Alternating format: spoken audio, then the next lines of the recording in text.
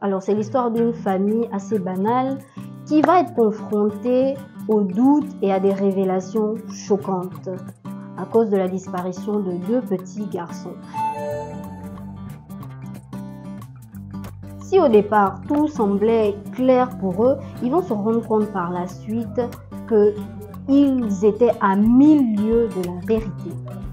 Pour ceux qui nous suivent depuis un petit moment, vous savez qui nous sommes, mais je vais faire une petite présentation, voilà, rapide. Alors, moi je suis Alexia, votre présentatrice, et le beau gosse derrière là, c'est mon fidèle assistant Corée. Avant de commencer à écouter l'histoire, j'aimerais vous poser une petite question. Est-ce que vous croyez aux esprits? Je pense que vous avez déjà posé cette question-là. Vous croyez aux esprits? Est-ce que vous croyez à la réincarnation? Je vous laisse me répondre dans les commentaires. Alors, je pense que c'est bon. On va commencer. Allez, c'est parti! C'est l'histoire d'une famille qu'on va nommer la famille Ngoma. Il y avait le père, la Ngoma. mère et deux enfants, mais aussi la maman du père. Ils vivaient tous les 5 dans la même maison. Yann était l'enfant préféré de sa grand-mère. Elle voulait tout le temps être avec lui, l'amener partout. Elle était très gentille, très attentionnée avec lui. Il y avait une petite différence entre Yann et Anna aux yeux de la grand-mère. La santé de la grand-mère de Yann a fini par décroître.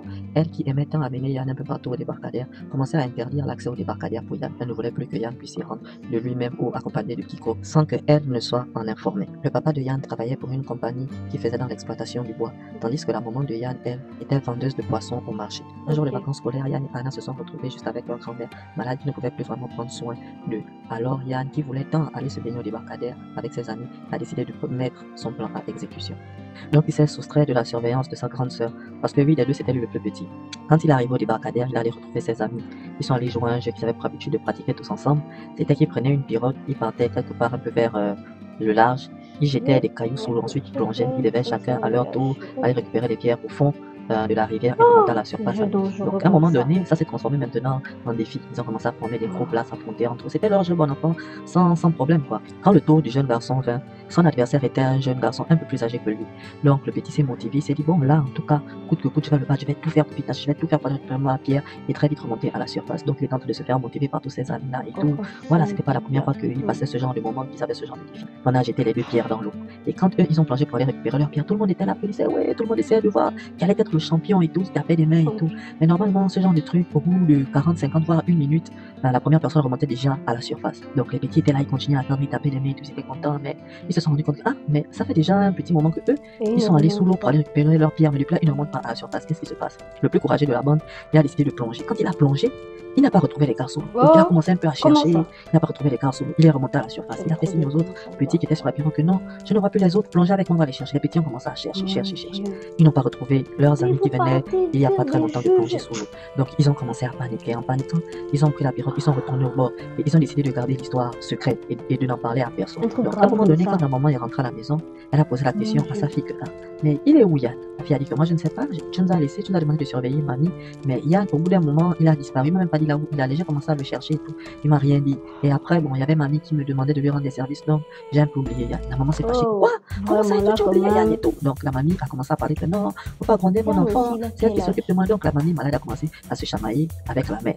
La mamie est en train de dire que non, il n'y a pas de problème, l'enfant va rentrer à la maison, l'enfant a pour habitude de sortir comme ça, il va rentrer à la maison, arrête de gronder sa tante. La mère ne voulait vraiment rien entendre, elle disait non, c'est pas normal, comment je te confie ta grand-mère et ton petit frère, toi tu te permets d'oublier ton petit frère parce que tu dois t'occuper de ta grand-mère. Si elle est mourante, c'est déjà son moment, c'est déjà son temps, c'est déjà son moment, elle va partir. Pourquoi toi tu es là à t'occuper d'elle et tu ne peux même pas tarder un œil sur ton petit frère, ton jeune petit frère, comment ça se fait? Attendez, quoi? Si c'est déjà son heure, elle n'a qu'à partir. Comment ça? Dites-moi un peu, que pensez-vous du comportement de la maman? À votre avis, est-ce normal la façon dont elle réagit ou bien elle parle? J'attends vos réponses dans les commentaires. On va y retourner. Elle était toujours en train de parler de la grand-mère, c'est donc tu. Quelques heures plus tard, l'un des enfants qui était avec le petit sur la pirogue a décidé de tout raconter en fait à sa grande soeur. Quand il a tout raconté à sa grande soeur, la grande soeur a raconté à la maman et la maman a raconté à tout le monde. Donc la nouvelle est venue trouver la maman du petit Yann à la maison. Les gens sont venus dire que non, Yann est allé au débarcadère avec ses amis, ils sont allés se baigner et il y a deux d'entre eux qui ont plongé mais jusqu'à présent ne sont toujours pas remontés à la surface. On a déjà essayé d'appeler les pêcheurs, les gens autour, donc il y a tout le monde au débarcadère qui est en train de chercher les deux petits garçons. Et parmi les deux petits garçons se trouvait Yann. À un moment maman s'est évanouie. Il y a de Quand quoi. elle s'est évanouie, elle s'est réveillée des minutes après. Et là, elle était allongée sur le sofa. Elle a vu les gens en train de pleurer. Tout le monde pleurait. Elle s'est redressée. Elle a commencé à dire que non, qu'est-ce qui se passe? Moi, j'ai fait un rêve bizarre. On est venu me dire que C'était Yann pas le allait se baigner. rêve, Et depuis là, Yann a plongé avec un de ses amis. Il malheureusement, ne remonte pas à la c'était pas surface. le Qu'est-ce qui se rêve. passe? Elle a vu que tout le monde pleurait. La grand-mère était seulement allongée sur le lit, en train de pleurer et tout. Directement, elle s'est levée. Elle a commencé à poser la question à sa fille. Martha, je te dis, où est Yann? Où est Yann? Qu'est-ce qui se passe avec Yann? Dis-moi pourquoi vous êtes en train de pleurer. Qu'est-ce qui se passe avec Yann? Ensuite, le papa est arrivé. Quand il est arrivé, il a commencé à poser la question que, mais attends, Judith, je t'ai laissé avec les enfants. Comment ça se fait que j'entends parler d'une certaine Finalement, histoire selon l'autre a laquelle laissé Yann a eu avec des batailles avec ses l'autre. amis, il a plongé depuis là, il n'est pas remonté à la surface. Qu'est-ce qui se passe? Ensuite, le père a écouté la mère en train d'écrire, en train de pleurer que, oh, Yann est parti au débarcadero. Yann, oh, mon chéri, il est où? Il m'a laissé, il m'a abandonné. Donc, le père s'est dirigé vers sa maman, il a commencé à calmer la mère. Et il est en train de dire à la mère, non, ne t'inquiète pas, à sa mère à lui, que voilà, ça va aller, on va retrouver Ok, Yann, la ne t'inquiète pas. grand-mère. Donc, quelques temps après aussi, la famille de la mère est venue, la famille de Julie. Quand ils sont arrivés, ils ont commencé directement à s'en prendre à la maman du père. Ils ont commencé à dire, La mais non, grand-mère, mais nous, on avait pourquoi? déjà remarqué que la maman là, elle était beaucoup trop collée avec Yann. Et bizarrement, quand elle tombe malade, quand elle va bientôt mourir, on se rend compte que Yann part au débarcadère, il commence à faire des bêtises et voilà, Yann a disparu. Yann est mort noyé. Qu'est-ce qui se passe? Donc, ils ont commencé maintenant à laisser sous-entendre que c'était la grand-mère de Yann qui avait tué Yann en fait. Et que voilà, elle avait fait ça Oui, pour grand-mère, pouvoir aller quand continuer même, hein. sa relation malsaine qu'elle avait avec lui dans l'au-delà là-bas. C'était maintenant ce qui se disait. Et elle a Wow. commencé à pleurer. Elle a dit, mais non, comment est-ce que vous Ma pouvez pauvre imaginer des choses comme ça? Comment est-ce que vous vraiment. pouvez raconter de telles choses sur moi? Ce n'est pas vrai, Yann, c'est mon petit-fils, je l'aimais beaucoup et tout. Mais bon, au fur et à mesure, les rumeurs ne faisaient que se répandre et ça faisait déjà 2 jours que Yann avait disparu.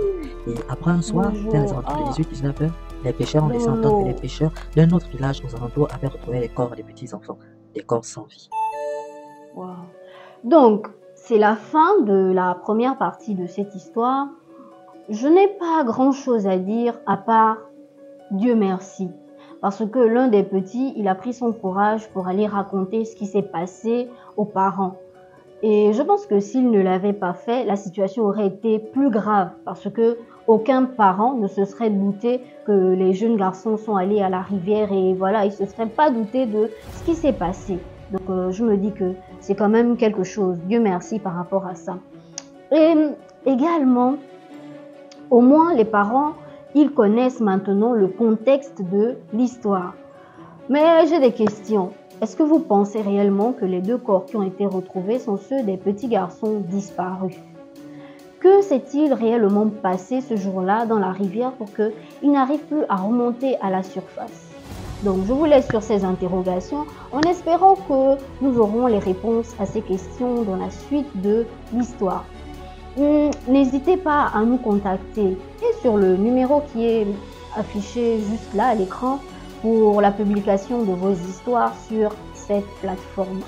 On se dit à très bientôt. Voilà, on va se donner rendez-vous très prochainement pour écouter la deuxième partie de cette histoire. Bye!